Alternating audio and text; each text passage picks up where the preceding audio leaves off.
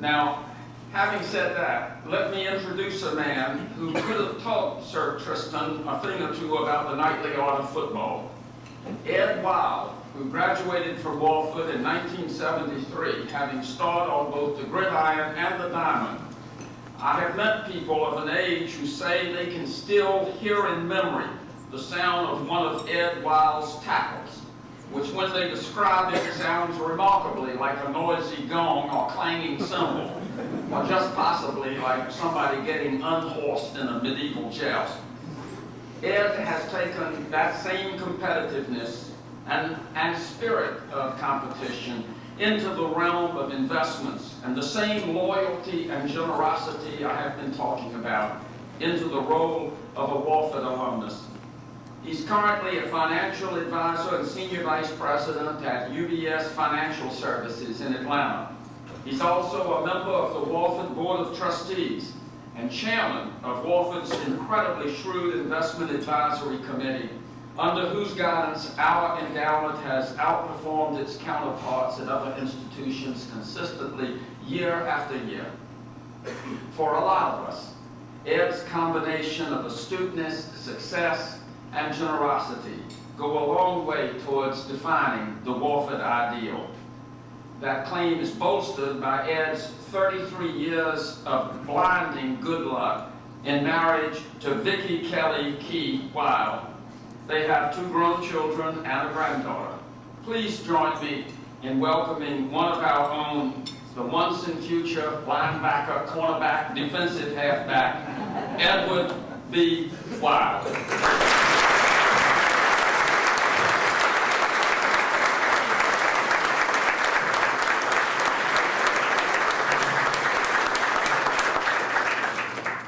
Thank you, Bernie. Faculty, staff, donors, recipients, family, and friends of Wofford, good evening. I am happy and grateful to be here with you tonight. As you will hear, Wofford has and is a major part of my life, and without its influence, impact, and many timely guidance, I would probably not be here. My background is quite simple. I grew up in a little town in Ohio. My mother and father divorced when I was 2 years old. My mother, sister, and I struggled. We were poor and life was hard. No one in my family had ever gone to college. Looking back, I was a troubled, angry young man. I had little direction, a dim future, and no hope. Today I have 2 wonderful children, Chip, Laura. They're both college educated and employed. Thank you, Jesus. And a fabulous wife, Vicki. I do work with UBS, and I serve on the board here, as well as on the board of the Atlanta Union Mission in Atlanta, Georgia, which is an organization that is committed to serving homeless men, women, and children in Atlanta. My topic tonight is God wings, and they're significant in my life. For those who are not familiar with the term God wings are life-changing gifts and or events. Most of the time, we fail to realize God winks at the time of their occurrence. We only recognize the significance and the impact later in life. By the way, we all have them. Wofford College and a few special people have filled my life with God winks. Absent them, I'm certain that I would be in prison or dead today. This is my story. It was the spring of 1969. Several small colleges had approached me about sports, but I had decided to skip college. Remember, nobody in my family had ever gone to college. It was my perception that most of the kids in my town of Worcester, Ohio, just did not attend college. It was the end of the year, and I was looking forward to the last day of school. And when I arrived at my school locker that day, a pink slip summoned me to the guidance counselor's office. Now, just for the record, I was a problem child. So just for the record, I had received at least one disciplinary pink slip from every office or teacher in the school. However, being summoned by the guidance counselor was a first. I had forgotten that our head football coach was the guidance counselor. Remember, I was not going to college, so I had no need for counseling. When I arrived and was taken into his office, he instructed me to be seated. Coach was always black and white, very direct. He told me that he was leaving Worcester to pursue a coaching opportunity in South Carolina at a place called Wofford College. He said, "Ed, you can play college sports. I would like for you to come to Wofford College with me and play football. I can promise you that it will change your life." I was flattered that he wanted me to come with him. I thought for a few seconds and said okay, not knowing what I had signed on for. I did what was necessary to get into Wofford and arrived here in August. I would not know until much later in life the wisdom of my coach's advice. A guideline. That summer I prepared for the unknown. I worked 2 jobs, earned tuition money. With a $600 loan from my mother and my summer savings, I had enough money for my freshman tuition. Tuition was $2,500 in 1969. I was a late entrant, so I did not have a scholarship. I would have to walk on and earn a position on the football team. It was now or never for me. I worked very hard to get in the best physical condition possible with the body I had at the time. I was on the small side for a college football player. A friend agreed to drive me to school, so in late August we departed Worcester for Spartanburg. I had no idea it would take so long. At that point in my life, I had never been out of the state of Ohio, and I thought you could get anywhere in the world in 12 hours. My friend dropped me off at Wofford campus at 2 a.m. and headed back to Worcester. The ship hall lounge was unlocked, so I bumped on the sofa. I did not sleep. I was very anxious about my immediate future. I was up at 7 a.m. and walking the campus. It was a beautiful Sunday morning. I remember it today.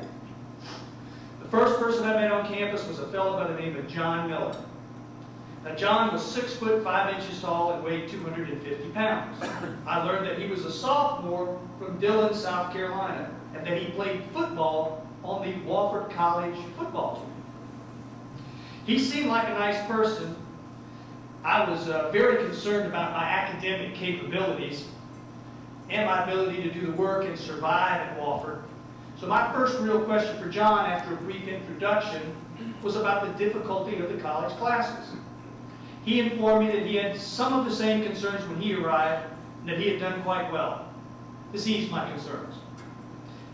In looking back, with me at 5'8", 140 pounds, I'm not sure I asked the right question.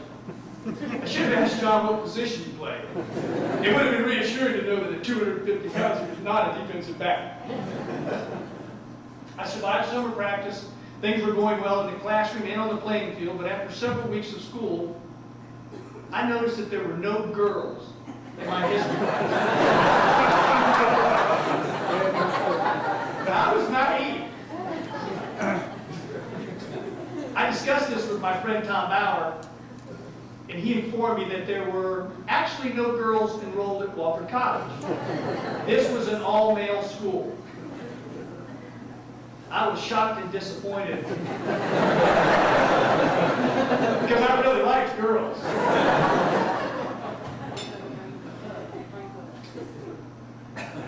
I was still a little slow, so it will be no surprise for you to know that it took me quite some time to find Commerce College. Several years later, I met a wonderful Commerce girl and married her, which turned out to be one of my most favorite God winks of all. The football season went well, and I earned a starting position. I even returned a touchdown for 62 yards against Emory and Henry as a freshman. Our 1969 record was 9-2. We won the last 9 games of the season and barely missed the NAIA national playoffs. I knew life at Wofford was such a positive experience. I knew that I would not be able to return, though, next year without a scholarship. Coach was aware of my personal and financial circumstances. We discussed option, and then one day he informed me that he had arranged a lunch meeting for me with a very civic-minded woman in town. He told me that she was interviewing candidates for scholarships. Now remember, I'm the guy that didn't even know there were no girls at Wofford, so I believed him. He would pick me up at 11:30 and transport me to lunch. I wore my best blue jeans and a clean shirt. When I emerged from the dorm, Coach told me that a coat and tie would be more appropriate. I explained to him that we had 2 problems. I did not own a coat, nor a tie. He told me to go back in the dorm and borrow what I needed. I did. And the lunch went well. The woman paid for the rest of my college education. Only later in life would I realize the significance of that special gift. Another God wink that we will talk about later. Moving on. Many years ago, I gave a friend of mine one of those Wofford Terrier golf shirts. And one night he stopped in the local grocery store and he had on his shirt. And the cashier said, "Do you raise them?" He had no idea what she was talking about. Until she said, "Wofford Terriers, do you raise them?" He explained he didn't. However, my friend did. He didn't raise them, but he knew that Wofford Terriers were special. They have a proud legacy of traditions. Bernie is part of the tradition. Mike is part of the tradition. You could go around the room. And that's the thing, this place is made up by the people. By the people.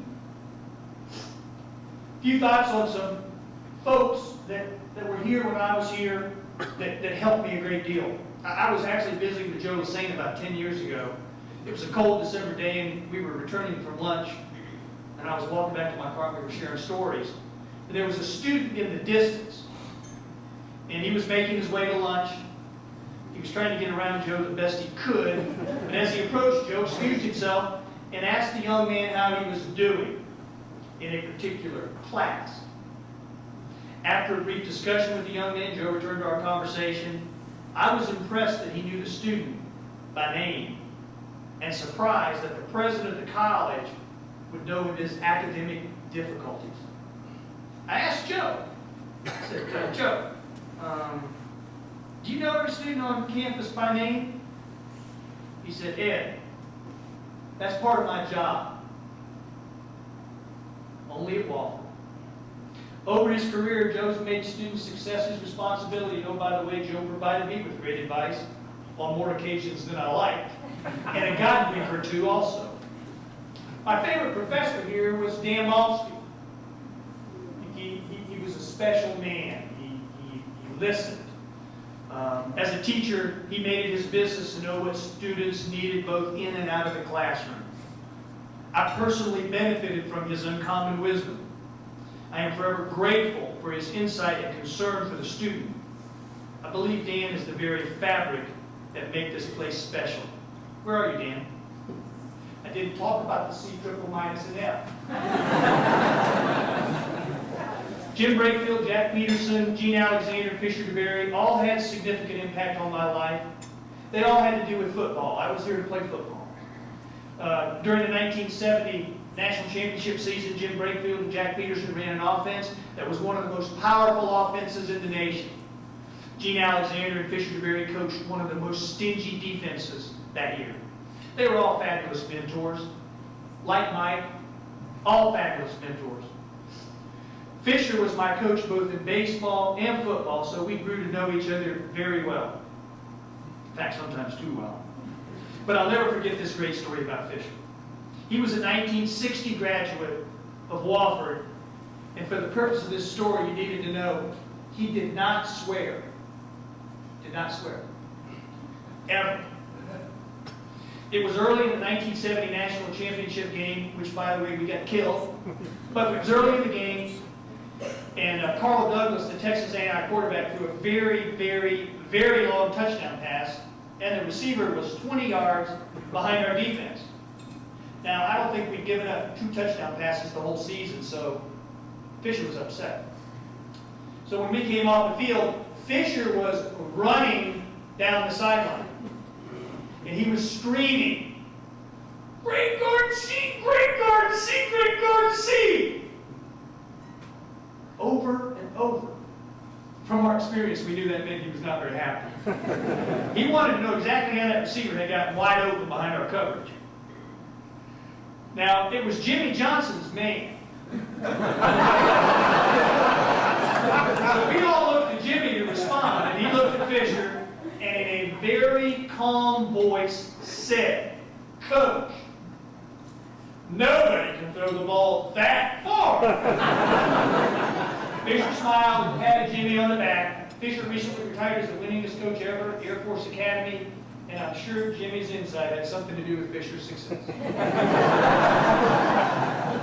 Vera Parsons was truly one of a kind. No, I'm sorry. First, now I'd like to offer thanks and recognize the lady who made my Wofford education possible. The lady who provided me with an opportunity with no strings attached. She was a very generous lady in this community and was known throughout the area for her church and civic work and her dedication to helping others. Vera Parsons was truly one of a kind. She was generous to Wofford College, funding many anonymous, I say anonymous, and there are many people in this room that fund anonymous scholarships each year. And just for the record, in 1965, Mrs. Vera Parsons was the 11 Club's largest contributor. Great story. Miss Parsons was a member of a special team of women known as the 11X. Anybody remember the 11X? It's going to be my age to remember that. The 11X raised scholarship funds for Wofford College student athletes. The funds raised by the 11X were usually more than enough to support 2 student athletes. It is written that the Wofford football coach, Conley Snido, promised the 11X that he would only pick the most handsome of his young men to be recipients of the 11th Phineas Grant. That was in the newspaper. And that sounded like a Vera Parsons request. Now let us fast forward to the fall of 1979. One final chapter about Miss Parsons. After finishing Wofford, I began my life not really thinking much about Miss Parsons. I did have the opportunity in the fall of 1979 to come back to Spartanburg with my wife and then 13-month-old daughter Laura, who's here with me tonight. My wife had meetings at Converse all day, and I was instructed to go get Laura her first winter coat. I could only shop for so long, so I decided to pay my old coach and friend a visit. I then had an epiphany to go see Miss Parsons. Remember those Godwins? I drove to the home that I remembered from my lunch from 10 years earlier and just knocked on her front door. There was no answer, and I was about to leave when I heard a voice shouting, "Who are you and what do you want?" I answered that I was a former Vera Parsons scholarship recipient, and I just wanted to stop by and say hello and thank you. She sheepishly opened the door and said that I was welcome and was about to dismiss me when my daughter, who had been sleeping in the car, awoke and began to cry. She instructed me to go get that baby out of the car and bring her in the house. God, we had a very nice visit. She was so interested in what I was doing with my life. I let her know that without her, I would not be where I was that day, beginning a successful career, a happy young husband and father. She told me that no other student had ever returned to see her, So I knew in my heart that I had to make my mark so that I could one day honor her for her good deeds. Not only for me, but also for the many that probably did not know what she had done for them. The impact that she'd made in their lives had gone unrecognized because she preferred to be behind the scenes. Vera was truly a philanthropist. She knew how to give till it felt great. She knew how to make God wink.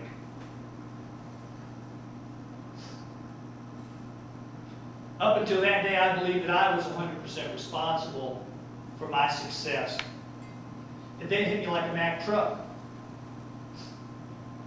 It was not me, it was them. Those people who took a special interest in me in my times of need, those people who facilitated the God winks, it was because of them that I was so blessed. I'm a smart man, but until then, I had no idea. But I do now. I did get to see my coach that day too. To my friend and coach, Jack Peterson, please know that I appreciate you bringing me with him to this great place and for helping me find a way to stay. Thank you for your advice, and your wisdom, and support in my times of need. I am forever grateful to you and Marge.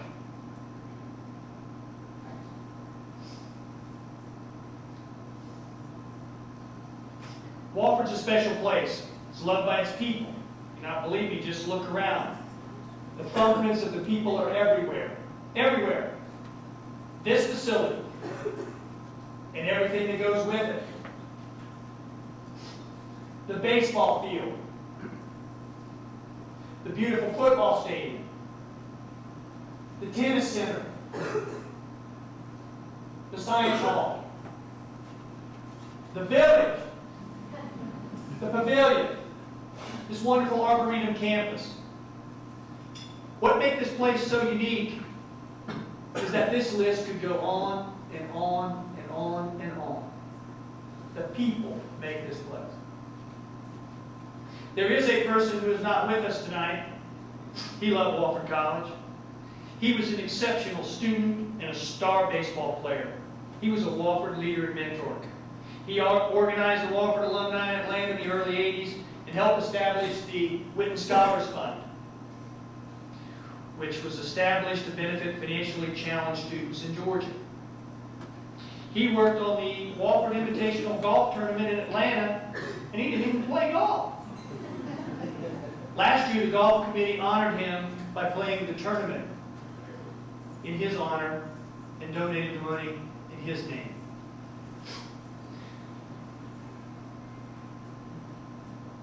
He was all about doing your best regardless of the task. I learned early in the game that if you needed to get the job done, you wanted Walt Sessoms on your team. Harry, I really miss it.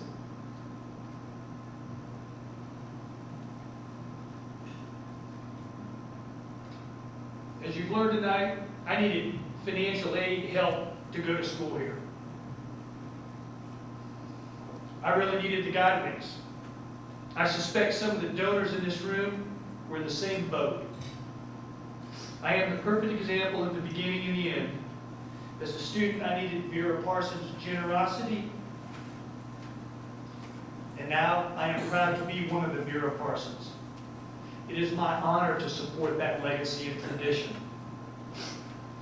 To the donors in the room, I say thank you. You make a difference. And we need those God winks. To the students in the room, you have a huge burden, huge opportunity.